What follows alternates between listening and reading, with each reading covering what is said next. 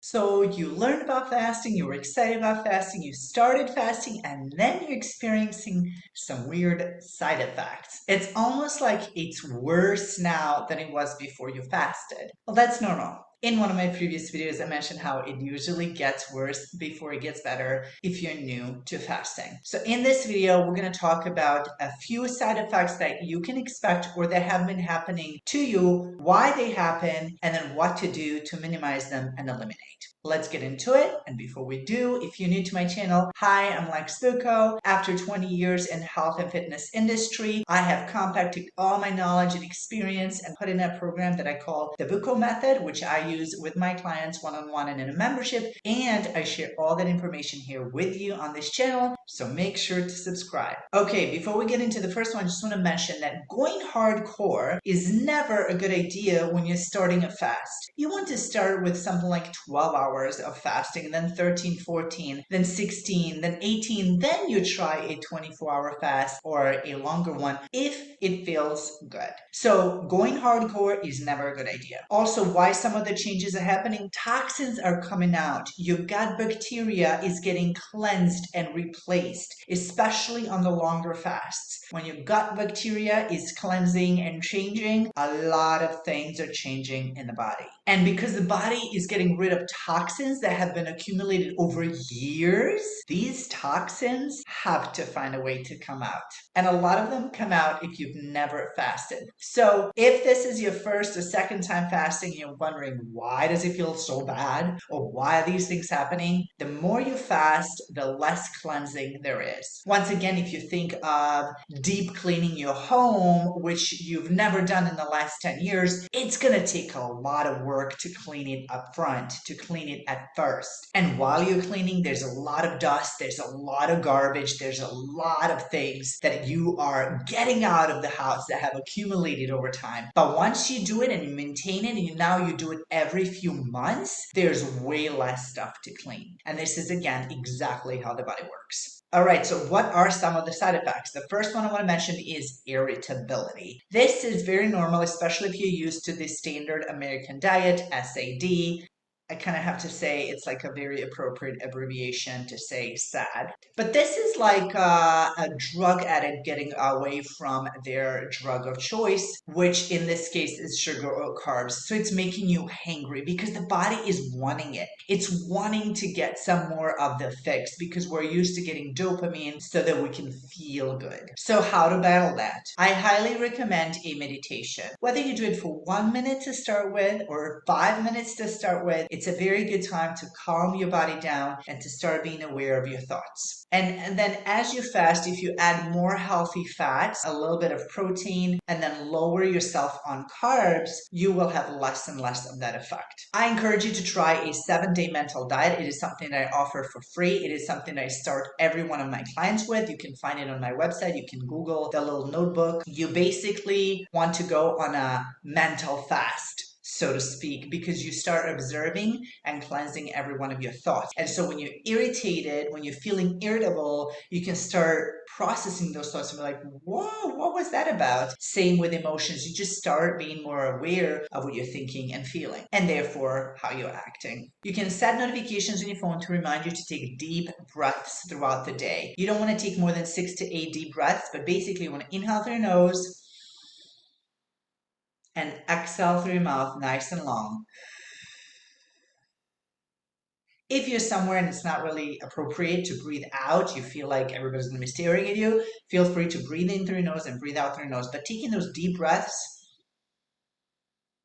through your belly and your chest is going to tell your body it's okay, we're not under attack, you can calm down and go about your business. Now, every time we get triggered, it's actually an opportunity to heal as well. So if you are getting irritable and triggered throughout the day, look into those triggers. What did that trigger about you? Whether it's something someone said or you saw something, is there something deeper to look into when it comes to that trigger? And lastly, there's a supplement that I strongly strongly recommend. It's a nootropic. It is designed for your brain function, and it will relieve anxiety, make you feel calm. It even helps sort your thoughts out. I take it and I recommend it to all my clients. I will have it in the description. The next side effect that I see happening is insomnia, or inability to sleep, or inability to fall asleep, anything that has to do with sleep. First, you want to think about your sunlight exposure. You definitely want to get out in the sun without any UV shades early in the morning, and ideally later in the evening when the sun is going down. You're never looking directly in the sun, but being directly exposed to sunlight, your optic nerve sends the signal to your brain as to when to start producing melatonin in the evening so that you can sleep better. Once again, meditation. Again, if you're not someone who regularly meditates, starting with 1 minute of closing your eyes and taking deep breaths, or doing a walking meditation, that may be something that can work for you. And again, ideally, if you're out and about in the sun, you can do a walking meditation right then and there. Two birds. And this is a great opportunity to also look into your PM habits, your night routine. Is it something that puts you in a relaxed state? Do you have meditation music on? Do you maybe have Epsom salt bath? Maybe a warm hot shower? What are your habits and routines that you have in the evening? And how can you tweak them to make sure that they are preparing you for a sound sleep, making sure that your bedroom is also set up for proper sleep? And lastly, I do have a supplement that I recommend. It is not addictive. It does not have melatonin. It just helps me relax my brain waves and just naturally fall asleep. Again, I'll leave the link in the description. Choose for yourself. You have to find what works for you. Okay, the next side effect is pretty common, and it's bad breath. The reason why it happens is because when we start fasting, there's less saliva being produced. Therefore, there can be more bacteria. So what's the solution? Use baking soda to brush your teeth, and brush your teeth in the morning and in the evening. And if it's really bad breath, throughout the day as well, but not more than 3 times. When you are brushing your teeth, make sure you brush your tongue.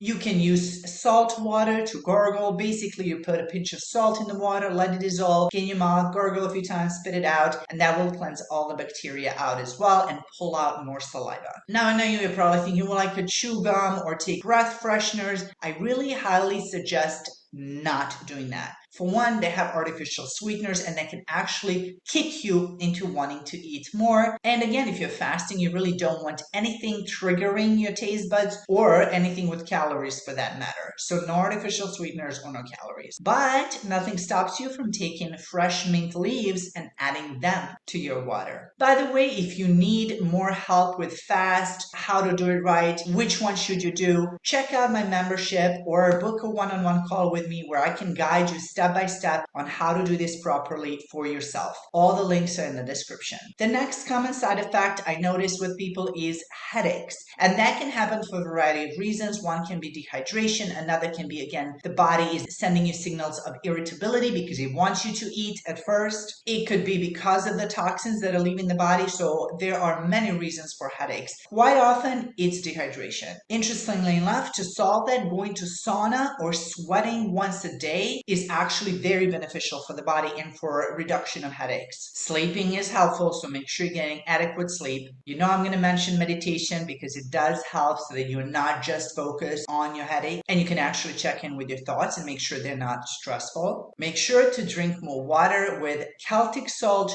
and or electrolytes. Celtic salt has all the minerals that we need. Electrolytes are the 4 main minerals that we need to make sure that our body is in balance. Now, there is such a thing as dry fast, which is not what I'm talking about here. So if you're dealing with a headache or a migraine, this would be a way to go. By the way, if you're dealing with a migraine, check out my video on that.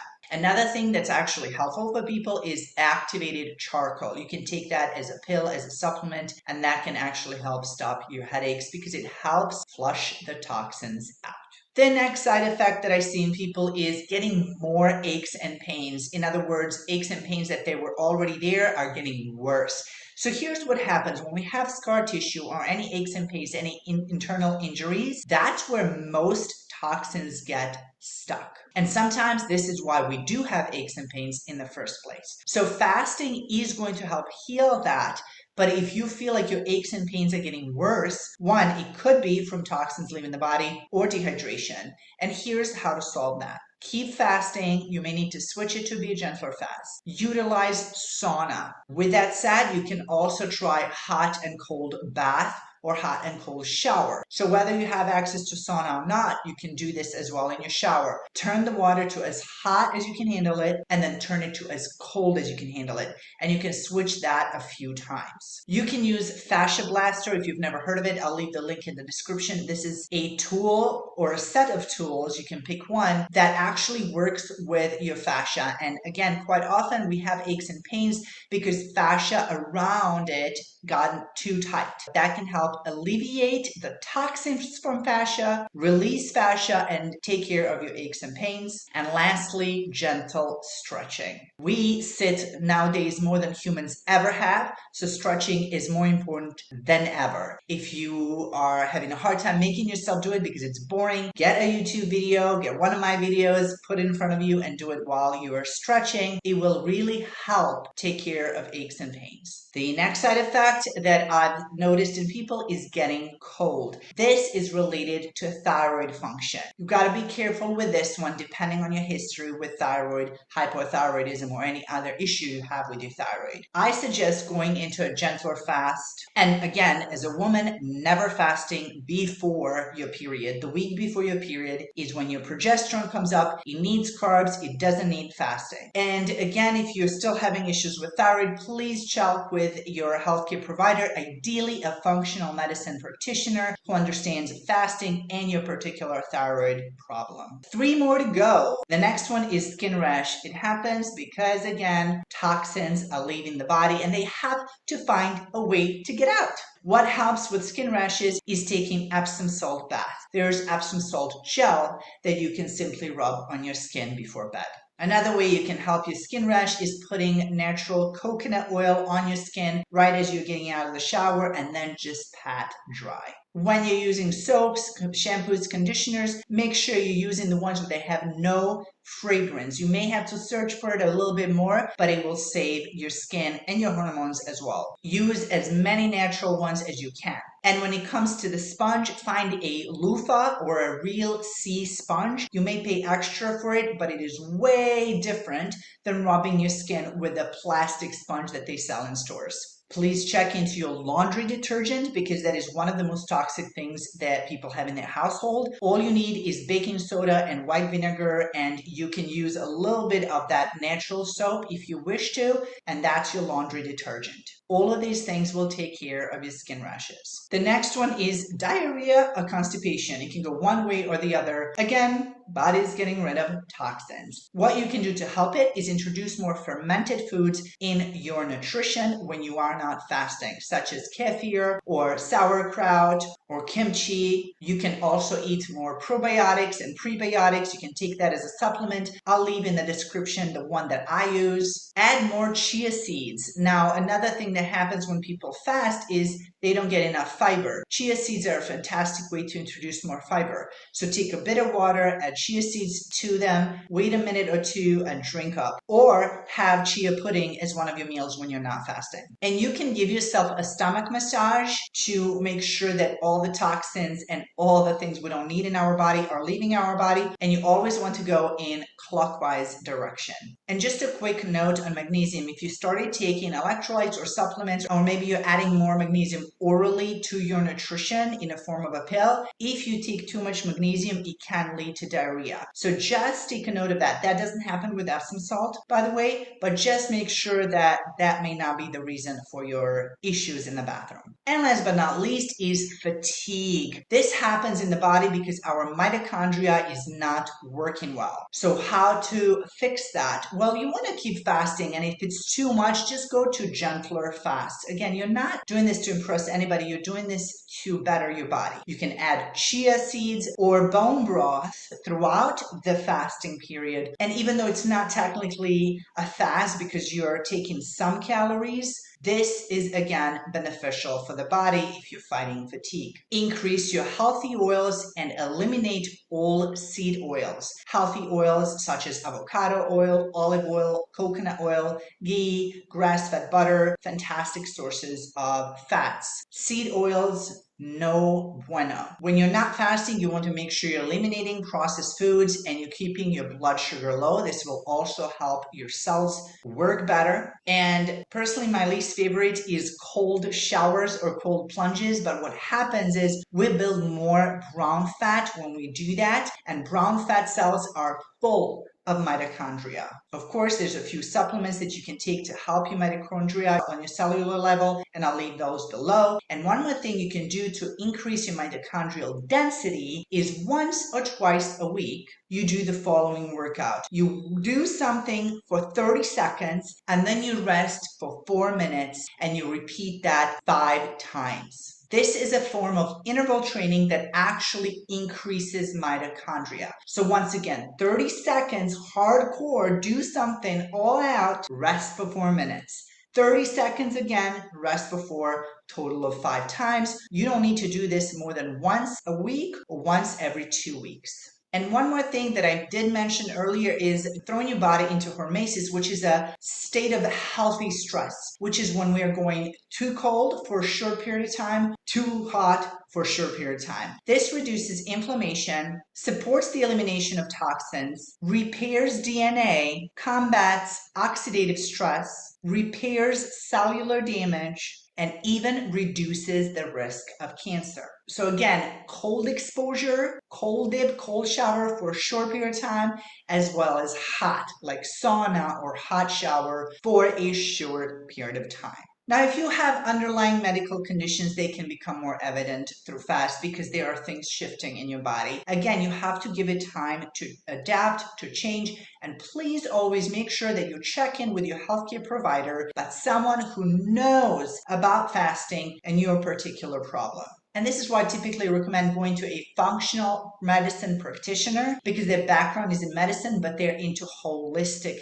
health. Don't trust blindly someone just because they have a diploma, because I think we have all learned that not every single doctor has our best interest at heart. And if you have one that's a good one, stick with them. If you're not happy with one, change them. You need to be the voice for your health. Fasting has been proven over and over and over and over again to have major benefits on the body, but nobody benefits when you're not eating. This is why you want to be extremely cautious with your health, who you trust with your health, and how much knowledge they have on fasting. And if you need more information on how I can help, you can always visit my website, which is www.lex.pro, or reach out to me to see who I can recommend in your neighborhood. If you're getting value out of this video, please make sure you subscribe, check in the little notification so you get notified when the next video comes out, and watch this next video here.